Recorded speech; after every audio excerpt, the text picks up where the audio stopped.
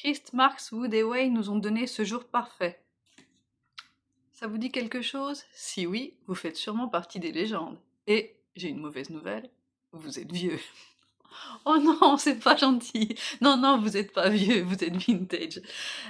Aujourd'hui, dans une nouvelle vidéo sans filtre où je montre ma tête de vieille sans aucun scrupule, voulais vous parler d'un de mes bouquins préférés que je vous présente ici. Ah, ah, hop, qu'il est à l'envers comme d'habitude, hein, parce que je me filme toute seule. Là, si vous aviez vu les préparatifs que j'ai dû faire pour que mon téléphone tienne, ça a été dantesque. Bref, donc c'est Un bonheur insoutenable d'un monsieur qui s'appelait Ira Levin. Enfin, je suppose qu'il s'appelait Ira Levin parce que moi je parle pas anglais. Et vu le magnifique rapport son-graphie dont bénéficie la langue de Shakespeare, si ça se trouve, Ira Levin, en fait, ça se prononce Jean-Claude Choucroute Garni. Jean-Claude Choucroute Garni, Un bonheur insoutenable. Ouais. Non, en fait, j'en sais rien. J'espère que je le prononce pas trop mal, mais sinon, je pense qu'il aurait pas su prononcer mon nom non plus comme ça, on est à égalité. Alors, ce bouquin-là, je vous en parle aujourd'hui parce que il fait partie des dystopies un petit peu classiques, même si on l'oublie souvent par rapport à d'autres comme 1984 ou Le meilleur des mondes. Bon, alors il y a d'autres dystopies, hein, par exemple Nous autres, enfin. Bon, mais aujourd'hui, en général, on les connaît un petit peu moins. Et voilà, quand on pense à des dystopies classiques, on pense à ces deux-là en particulier. Mais moi, je préfère beaucoup Un bonheur insoutenable à ces deux grands classiques, que je n'ai pas envie de dénigrer, mais moi je préfère celui-là, c'est tout. D'ailleurs, j'en profite pour remercier la personne qui me l'a envoyé.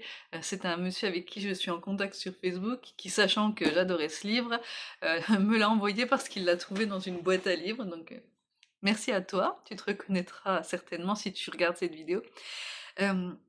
Voilà, c'est un livre qui m'accompagne depuis que je suis assez jeune, parce que je l'ai lu pour la première fois quand je devais avoir 13 ou 14 ans. Mon père avait ce bouquin-là, il avait pour politique éducative de me laisser lire tout et n'importe quoi. Une cascade qui n'est pas à reproduire chez vous. Ne le faites pas avec vos enfants. Enfin, je trouve que c'est très bien de les laisser lire les choses, mais à condition d'être capable de les accompagner dans leur lecture. Mais ça, c'est une petite parenthèse.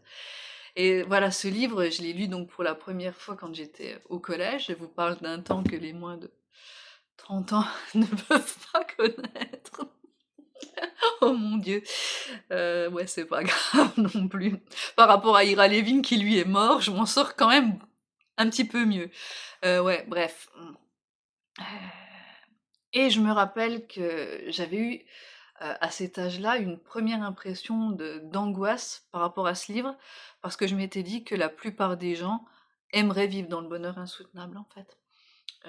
Qu'ils aimeraient ça. Et maintenant que je le relis régulièrement, je pense que mon intuition de jeunesse n'était pas si mauvaise. Bon, alors de quoi ça parle? De quoi ça parle ce livre-là? Ça raconte l'histoire d'un monsieur qui s'appelle Copo. En fait, ce n'est pas son nom, hein. Normalement, il s'appelle Lee, plus une espèce de numéro d'immatriculation, mais ce nom officiel n'est jamais utilisé dans le livre. Il est utilisé 2 ou 3 fois, mais voilà, la plupart du temps, il est désigné par son surnom de Copo. Donc c'est un jeune homme qui naît dans ce monde dont je vais vous parler juste après, et qui naît avec une caractéristique physique, chose qui est très rare dans son univers. Il est né avec un œil vert. Et par le fait, il ne passe pas inaperçu. Et au niveau psychologique, il est aussi un peu différent des autres. Et voilà, on va suivre son parcours dans cet univers qui ne lui convient pas et dont il ne se résigne jamais à se laisser broyer par lui, en vérité. Je ne vais pas tellement vous parler de l'histoire, parce que l'histoire, vous allez la découvrir en le lisant. Je n'ai pas envie de vous divulgacher. Par contre, j'ai envie de vous parler d'un deuxième niveau de lecture qu'on ne découvre pas la première fois qu'on lit le livre, en fait. Parce que l'univers de ce bouquin-là est dépeint par petites touches extrêmement discrètes, en fait. On n'a pas d'exposition très lourde où on va nous dire, «À cette époque-là, tous les êtres humains étaient bruns, n'avaient plus de caractéristiques, sexuelles secondaires, se rasaient la tête, les hommes n'avaient plus de barbe et les femmes n'avaient plus de seins». On vous dit pas ça du tout. Par contre, vous allez vous en rendre compte au fur et à mesure de votre lecture et surtout si vous le lisez, une deuxième ou une troisième fois. Parce que ce sont des éléments auxquels on voit que l'auteur a extrêmement bien réfléchi, mais qu'il saupoudre exactement comme, bah, nous quand on est dans notre culture, on n'en on n'en perçoit pas forcément le décor, en fait.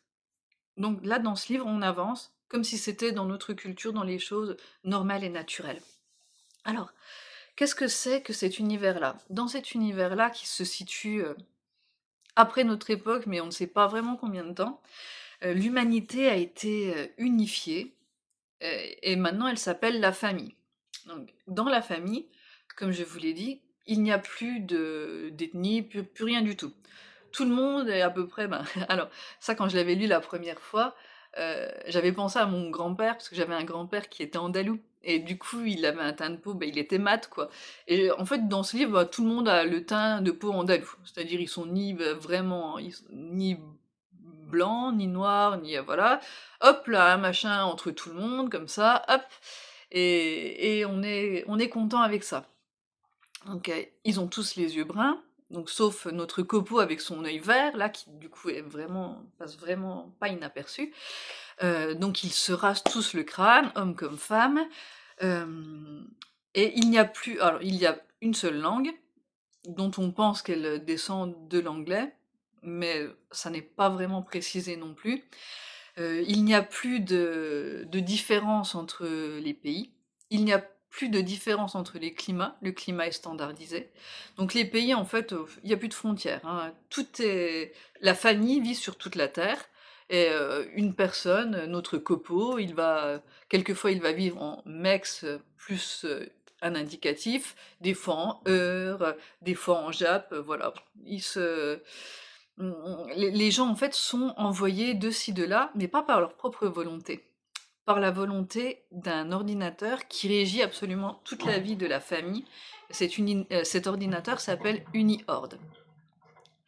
Donc, nous avons nos personnes qui sont sous la coupe, en fait, de Uni et qui sont reliées perpétuellement à Uni parce qu'ils ont, tout le monde a un bracelet.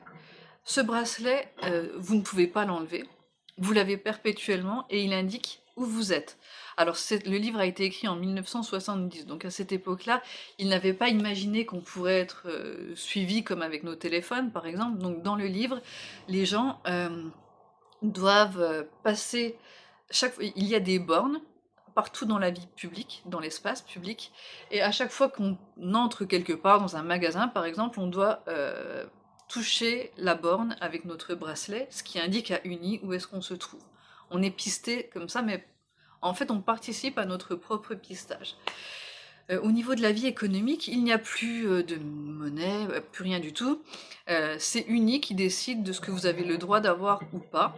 Donc pareil, vous allez dans un magasin, vous voulez ce livre, vous le touchez avec votre bracelet, Uni clignote en vert si c'est oui, en rouge si c'est non. Les gens vivent plutôt en immeuble communautaire quand ils sont célibataires. Ils vivent en maison individuelle quand ils sont mariés. C'est Uni qui décide si vous avez le droit de vous marier ou pas. Et c'est Uni qui décide si vous avez le droit d'avoir des enfants ou pas. Au niveau du développement des personnes, donc il y a ça commence avec l'enfance de Copo, et en fait on se rend compte que dès leur prime enfance, ils sont incités à avoir une sexualité active, ce qui franchement met très très mal à l'aise. Là, en février 2026 avec, bon, bref, tout le monde connaît l'actualité, mais c'est vraiment quelque chose de très malaisant au final. Et l'auteur voilà, l'auteur comment dire, il, on sent qu'il n'est pas en accord avec l'univers qu'il a créé, d'accord? C'est vraiment une dénonciation. Voilà, il n'est pas ambivalent. Il n'y a pas d'ambiguïté. Il n'est pas en train de dire ceci est un bon programme pour l'humanité. C'est vraiment une mise en garde ce bouquin, mais vraiment. Euh, Donc là, il y a cet aspect-là et ensuite, ils ont une sexualité mais qui est très réglée, en fait. Donc c'est tous les samedis soirs, voilà, et très ennuyeuse au final. Ça vraiment, ça n'a rien de rigolo, les pauvres. Heu, Au niveau de leur alimentation, alors c'est encore pire, ils se nourrissent de gâteaux Toto. Donc ce sont des gâteaux qui comportent tous les nutriments et qui sont pareils, d'un bout à l'autre, de la planète. Pour, les vêtements, bon, bah, voilà, ils ont des uniformes, en papelon, donc on sait pas exactement ce que c'est, mais enfin on sait qu'ils s'embêtent pas à faire de la lessive et ils s'embêtent pas à repriser, hein. Donc quand les habits sont utilisés, on les jette, on les incinère et puis voilà, l'affaire est dans le sac. Hem, Mis à part cela, alors on n'a pas de conseillère d'orientation dans la famille, c'est Uni qui décide de tout. Donc même si, par exemple, un des amis de Copo a des talents artistiques, mais là, il y a pas de ça. Lui, il doit travailler comme généticien, donc il va faire le généticien, c'est tout. Hem, on se rend compte que Ira Levin ou Jean-Paul Moustache, peut-être que ça se lisait Jean-Paul Moustache en fait, on saura jamais, était quand même très au fait de beaucoup de choses parce qu'à un moment donné, on se rend compte que la famille a commencé à coloniser le système solaire et en fait, une épidémie sur Mars décime toute la colonie. Et là, voilà, en fait, c'est ce qui se passe dans les élevages industriels d'animaux quand les animaux sont trop proches génétiquement les uns des autres, pardon. C'est-à-dire que la maladie va décimer tout le cheptel, étant donné qu'il n'y a pas cette variabilité génétique qui va protéger certains individus. Et là, ben, avec les humains, c'est pareil, en fait. Pop, une épidémie les fait tous mourir. On se rend compte aussi que la famille, quoi qu'ils s'en défendent, est en état de dépopulation programmée. Donc ça, on ne sait jamais pourquoi, mais en fait, à un moment donné, on se rend compte qu'ils ont de moins en moins d'enfants. Donc le climat est pareil sur toute la Terre, mais il est aussi extrêmement contrôlé. Il ne pleut jamais pendant la journée. Les maisons n'ont pas de fenêtres, on ne peut jamais savoir ce qui se passe à l'extérieur. Et enfin, alors, l'homme a été standardisé, hein, parce que c'est vraiment un livre qui nous montre où est-ce qu'on arrive à la fin de notre ère d'industrialisation, d'accord? Où ben nous, on est dans une période où on a standardisé notre nourriture, on a standardisé notre culture aussi. On a une culture qui est bon, ben, extrêmement américanisée. Bon, derrière moi, oui, ma collection, enfin une partie, toute petite partie de ma collection de mangas, ça fait aussi partie de cette culture globalisée, donc je suis pas en train de prononcer une critique bas du front, parce qu'il y a des avantages, des inconvénients, bref. Mais on est dans un moment où on a commencé à standardiser les choses, et donc là, l'homme est standardisé. Son corps est standardisé, et son psychisme est standardisé par la sélection génétique et aussi par l'emploi de méthodes chimiques.